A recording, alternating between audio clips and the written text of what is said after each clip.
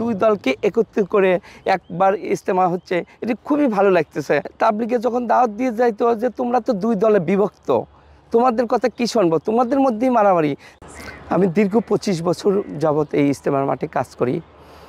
আগে 25 বছরের আগের যদি কথা বলি, যখন আমি ইউনিভার্সিটি পড়তাম জগন্নাথে, তখন আমি ইজতেমার মাঠে আসতাম। আগে চট আছে না, এই দেখতে পাচ্ছেন না চট, এই চট দিয়ে আমরা কি করতাম, চট দিয়ে গোসলখানা, বাথরুম, বাস দিয়ে টয়লেট করতাম। আর এখন দেখতে পাচ্ছেন না, এই যে টয়লেট পেপারগুলি কত উন্নত হয়ে গেছে। দিন যত পাল্টাচ্ছে তত ডিজিটাল হচ্ছে, আরও সুন্দর হচ্ছে।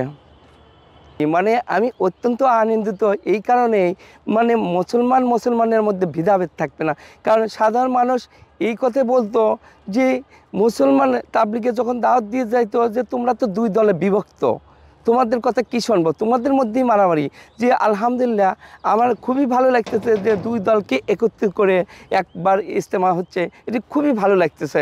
আসলে আমরা সবাই চাই, মানে সাধারণ জনগণ যাতে চায় যে একটাই ইজতেমা হোক, সবারই এই একই মতামত। আসলে কি বলবো, এইখানে বলার আসলে কোনো খুবই দুঃখজনক।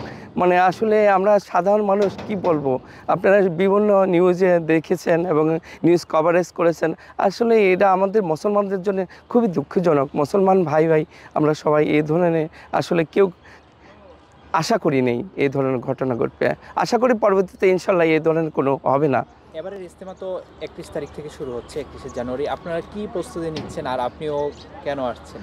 ইজতেমা ইতিমধ্যেই আমরা দেখতেছি, ইতিমধ্যে যেহেতু এটা আন্তর্জাতিক পৃথিবীর বিভিন্ন রাষ্ট্র থেকে আসবে, যেহেতু আমি উত্তরা থেকে আসছি, আমার বাসা উত্তরা, যে বিদেশি মেহমানরা আসবে, দেখেন ইতিমধ্যেই দেখেন আপনারা, ইতিমধ্যেই প্যান্ডেলগুলি কাজ করছে। আমি এসে চট সেলাই করছি, বাঁশ গাড়ছি, রডগুলি লাগাইছি, তারপরে টিনগুলি উপরে লাগাইছি। এই যে আপনি যেখানে দাঁড়িয়ে আছেন, এইটা হলো স্টিলের কভার, এইখানে উলামা আলেম বক্তব্য দিবে, শুনবে, এইগুলি উঠাইছি আমরা সব সাথী বাড়ি। এই দেখতে পাচ্ছেন না, এই সব এটা সবাই স্বেচ্ছায় চলে আসছে। কেউ এখানে কাউকে পারিশ্রমিক দেওয়া লাগে না। এখানে যদি আল্লাহকে আমরা আসছি আল্লাহকে রাজি খুশি করার জন্য। আল্লাহ যদি রাজি খুশি হয়ে যায়, দুনিয়া আখিরাত দুইটাই পাবো ইনশাল্লাহ।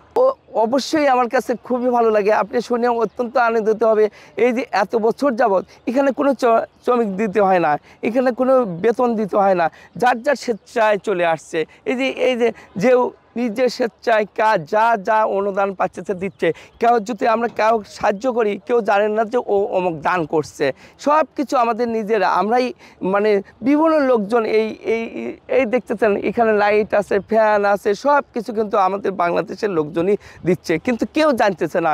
এই যে শ্রমিক, আমরা সবাই শ্রমিক, এখানে কেউ মজুরি দিতে হয় না।